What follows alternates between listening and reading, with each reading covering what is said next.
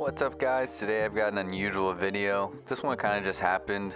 I've been thinking lately about the state of gaming and how PC is becoming more appealing with all the wild things happening. I'm predominantly a console player because I love the plug and play factor and knowing that my games are going to work. Plus all my friends are on there. What better way to test this than to switch systems? Today I'm going to be reviewing the Xbox Series S. I know what you're thinking. Xbox is dead. Xbox is a publisher now. What are you thinking getting into a dying ecosystem? While you may be right or you may be left, let's settle down. It's indeed crazy times we are in, especially in the gaming community, but that doesn't mean that this little box isn't any fun. I'm coming from PlayStation side of things, so it's inevitable that I'm going to compare the two from time to time.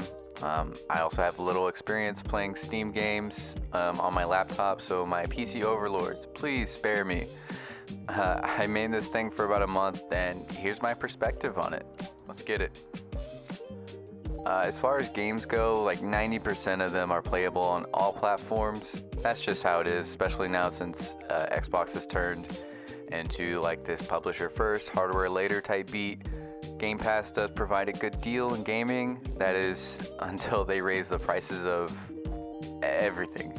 Who's going to pay $650 for an Xbox when they could pay $50 more and get a PS5 Pro? Game Pass is now $30 a month. What the hell? That's insane. When it was like 15 or 20 bucks a month, it was worth it. At one point, I had games on my PlayStation wish list, and all of them came to Game Pass. That was well over $300 worth.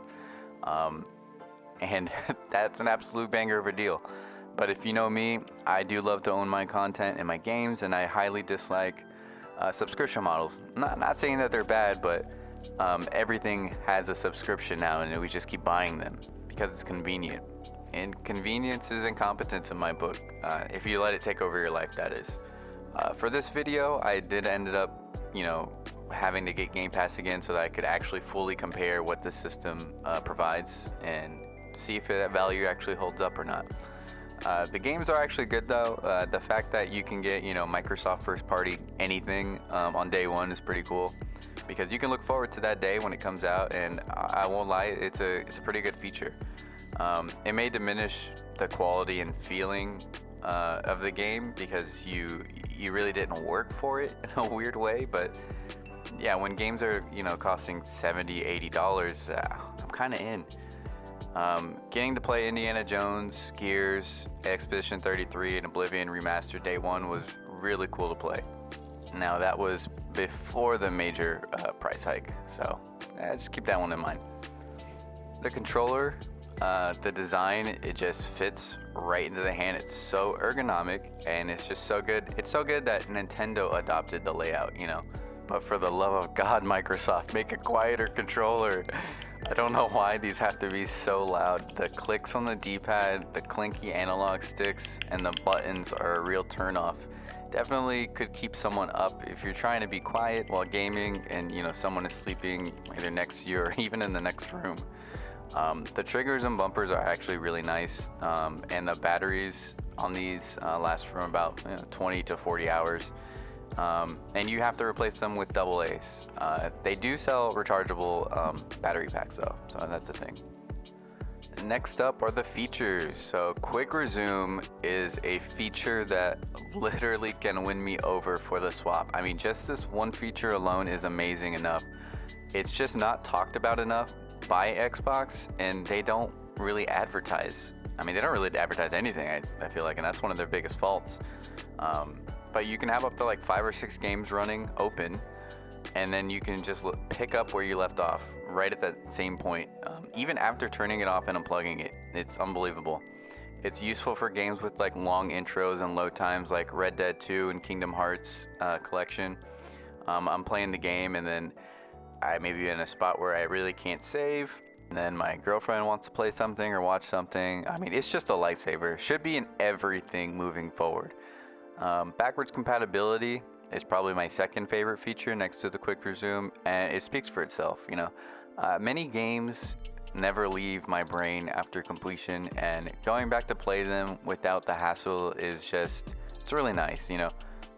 Growing up, I had the PlayStation and my brother had the Xbox, so it's just really cool because I have a lot of memories growing up with that system, and playing Halo 2, Burnout Revenge, Perfect Dark Zero. It's just really cool to actually revisit those things and to get to play them together again, 25 odd years later.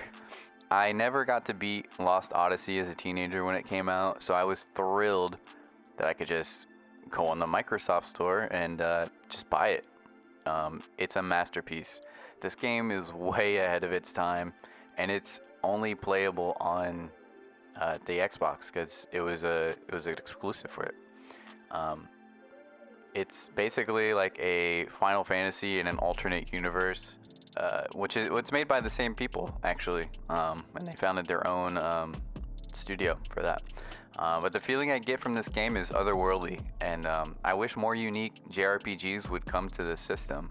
The camera work, the graphics, story, acting, music, it's all on point. It's an 11 out of 10. I would recommend highly. There's some other favorites on there as well. You already know I love Prince of Persia, so that's on here. Except for the OG trilogy, I don't know why that's on there. It's super annoying when publishers take games down, especially when they're good ones. Like, that's a reason why I love to have physical media and copies of things, because no one is taking that from me. Another feature that's on here is FPS boost. It's really cool on older titles, and they'll benefit from basically taking the game from its 30 frames per second up to 60, smooth, no breaks, no nothing, and you don't even need the developers to patch it. There's also Xbox Play Anywhere, and that's something that's going to be important in their strategy moving forward. It basically means that you can buy the console version of the game and then you get the PC version, or vice versa, and that's amazing for people who don't want to pay $140 for 2 games. That's really just one. And it's not all games either. It's kind of a new thing that they're doing, so not all games are a part of this program. So if you do have a game that you bought it and you'll have to look for the PC version of it, unfortunately, and you'll have to buy that again. But for everything in the future, you'll be able to buy one and then get both versions of it, so that's nice. The UI, in my opinion, kind of needs work. It doesn't feel next gen or special, but I do appreciate all the customization of it. It's all the same as it was last gen on Xbox One, so I don't know why they would do that. I mean, it didn't feel any different. You do end up spending a lot of time on the home dashboard, so why not make it enjoyable? There's no music, like the PS4 or 5 dashboard. It kind of gave those systems, personality, as if the music was its voice and it was breathing out into the night as you signed off, and the party chat, and you reeled in the sessions that you just played with your friends. It's just really memorable. You can organize things sort of on this dashboard. There's a lot of ad placement, which is crazy to me. And you can't, take it off. It's just there, and it's always in your face. The Game Pass content is just unending. You just keep scrolling through, and it just doesn't end. It's actually wild how they get away with so much clutter on here. But the quick menu is a joy to go through. Everything is tabbed out, and you can actually organize that your own way. Your games library, audio options, and apps, they're all right there at your fingertips, and you can swap between any of them in mere seconds. I do like that you can go into community pages and look around for people who are playing the game currently, or people who just love the game and they made a club out of it. It's such a nice feature, and I scratch my head on why the PS4, which had a similar feature, they removed it. Like, I made a lot of friends through that way because, my friends in real life, maybe they don't play the same games as I do at certain times, and it was just a really nice thing to have so that you could actually create a community and play the games that you like with other people who love the same game. when you go to buy a game on the marketplace, and you can see its rating, and then also you can see why it rated so high or in some cases so low. Written reviews are just as important as rating 1 through 5, because it lets the buyer know what the game entails, good and bad. Like, why did it get this score? There are times when I'm navigating through and things just don't load, and I just sit there on the screen and I have to refresh or restart the game console entirely. Just a lot of weird UI hiccups. Like, it's just not there. Like, it's just like Windows. You know what I mean? There's such a de-evolution in some of the features that we get in modern consoles, like themes especially, but whether that be web browser, some customization abilities, it just really makes me wonder why you did that. Looking at you, Sony. This is how you know things are ran by men in suits. None of them know what it's like to be a gamer, so they just care about the dollar signs, and it's pretty obvious. My only fear is that Valve will do the same thing. I highly doubt it, so chill. Don't come after me. Although, seeing it kind of wouldn't make me, so surprised. With the Steam Cube coming out, as I'm calling it, and the success of the Steam Deck, I think it's easy for companies just to get greedy and lazy. Sony. The one thing that turns me off as a PC gamer is that you don't really own the game, you just own the license to use it. And I know that's mostly all digital format at this point. The thing that I love about Xbox is that it has a wide range of customization abilities at my disposal. It's obviously a mini PC at this point, and going down that route just makes sense. I like that I can browse the web for a new wallpaper like I used to do on my PS3. I like that I can change the color of my cursors, light and dark themes. Using a flash drive is pretty easy, so you can even use pictures or music too as well. Using the web for live Discord streams with other friends is easy. There's a lot that it has to offer, and I'm sorry, PlayStation just seems to hold back as far as letting the customers do what it wants, just like Apple. And now they're kind of synonymous in my head at this point, and that makes me sad. I don't like that. I think it's high time that they move the company back to Japan to straighten out the course. So with the Xbox PC app from the Xbox launcher, you can go and play your anywhere games. You can cloud stream, which is really good actually. Very surprised. Also, all of your Steam and Epic games are on there, so you don't even need to open up any other launchers. So whatever games that aren't available on Xbox Play Anywhere, I have them on Steam, so it kind of covers it there. On the PC app, you can even see if it's handheld verified, and that's really nice. Even though certain games that say it's not, supported, it can probably run it. I know Steam Deck has a similar thing, and which is good to see here as well. I've been using my laptop as a makeshift Steam Deck since I don't have one, and it's been quite the experience. It's not bad by any means. I've had this laptop since before PC handhelds were a thing, so I don't know, handhelds these days just aren't handheld. They're not portable as I'd like them to be. As I said in my Portal video, the Switch and the Switch 2 are as big as they should get. We're just lugging them around in backpacks anyways at this point, so that's what I did. I packed my thing with its egregious size, and from the footage you can tell that it's not ideal to have in the car.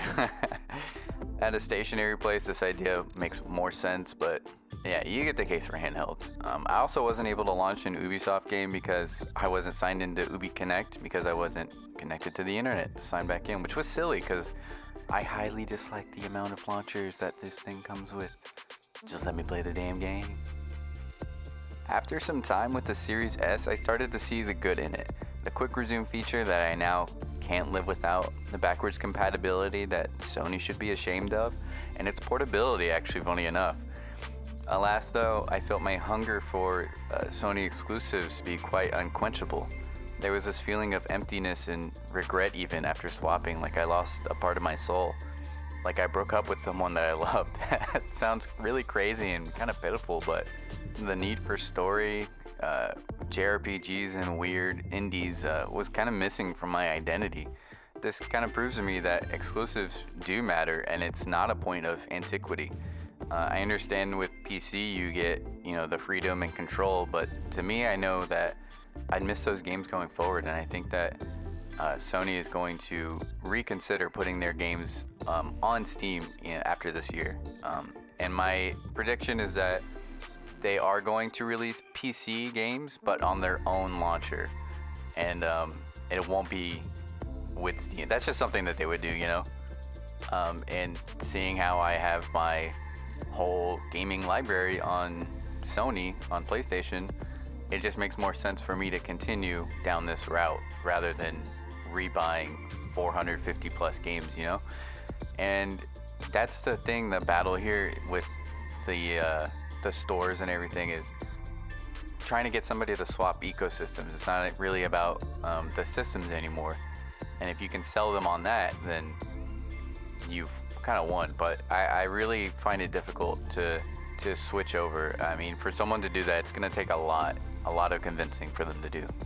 And I know that, Sony's coming out with a new handheld, which is going to sync up with everything. So as long as I'm patient, I know that I'll have everything that all the other companies have. I just play with my library. So I really feel like it's just a game of patience. And a lot of people will go out and just buy that new thing just because they need to have it now, instead of, waiting it out and just being in the now and playing the games that you have, finishing that backlog that is eating away at your consciousness, But anyways, those are my thoughts on the Series S and Xbox as a whole. Let me know what you think about, the future of Microsoft Xbox exclusivity and its place in the gaming space. Leave those comments and subscribe for more positive content. As always, peace, love, and zen, y'all.